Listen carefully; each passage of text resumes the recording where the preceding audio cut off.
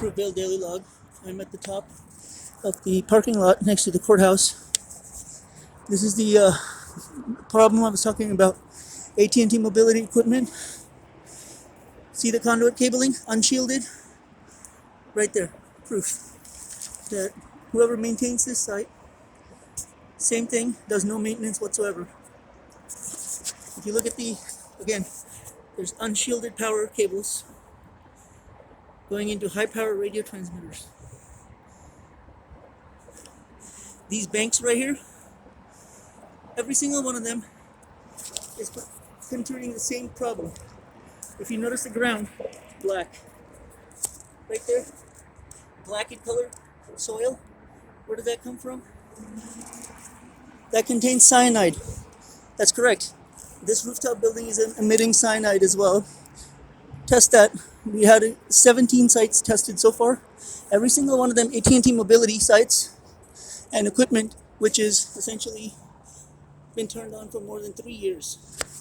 So whenever you have equipment turned on for greater than 3 years, it causes problems such as electromagnetic interference. Like your computer needs to be rebooted every day. So does all your equipment, but they don't. So these pieces of equipment which take a lot of power over time, they become magnets, electromagnets. And they have such harmful interference that they affect the rocks and even the walls around it, everything around it. And every single one of these sites, 100% of them, has the same problem. Excuse me.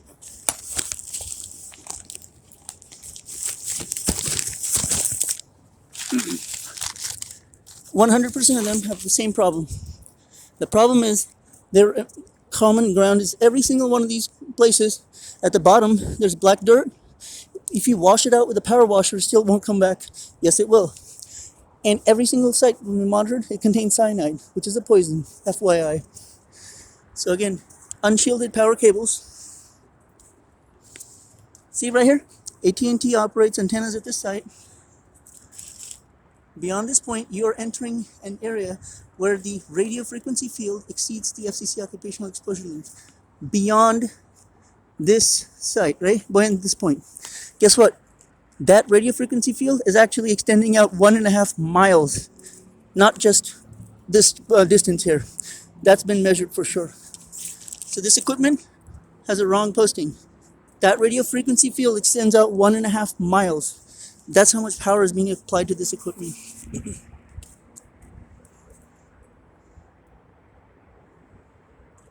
There you go, see? See all those cables? Every single one of those cables is unshielded.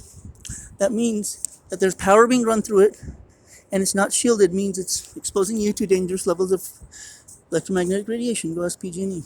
Anyways, most of these are AT&T sites and also radio transmitters and Ericsson's. The biggest one I ever saw was under the underpass at right next to what's it called, Salvation Army. And they have still a fiber line out, I believe.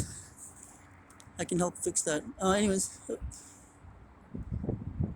again, one more time. If you have a biochemist or whoever chemist person, check simply the level of, what do you call it? The soil sample right here. Check the levels of boron and also specifically cyanide. Look for cyanide in there. You'll find that there's cyanide in every single one of these sites so far in the black dirt. And the black dirt is not dirt that emits. What happens is that the radiation from this power over time breaks the rocks apart. Like the rocks right here, it gets broken apart by the radiation. It's like shatters it apart slowly over time. And it shatters it apart. One of the byproducts presumes is cyanide, which is hurting people. Why? Because cyanide is the only object or only thing when it binds to oxygen. No, it binds to iron. Why is that important? Cyanide binds to iron because iron is the key component of blood in your human body. So when cyanide binds to iron, you can no longer have oxygen and you die within 30 seconds if lethal dose. But the dosing of this cyanide is over 3 years to 5 years spread out. It's that bad. Again, I'm standing right here at the legal limit. Authorized personnel only? Yes, I actually am an AT&T authorized personnel because I have an AT&T red card and a green card, and that's valid for life actually. So, anyways, no trespassing, just sure.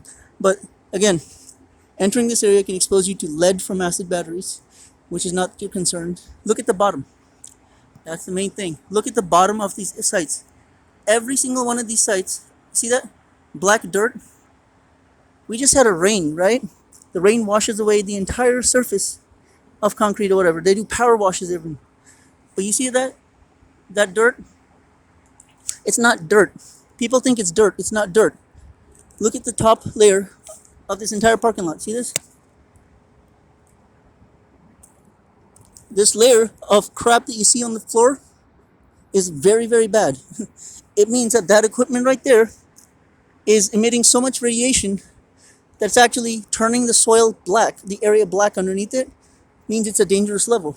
And nobody wants to seem to solve this problem, which I can solve in 15 seconds.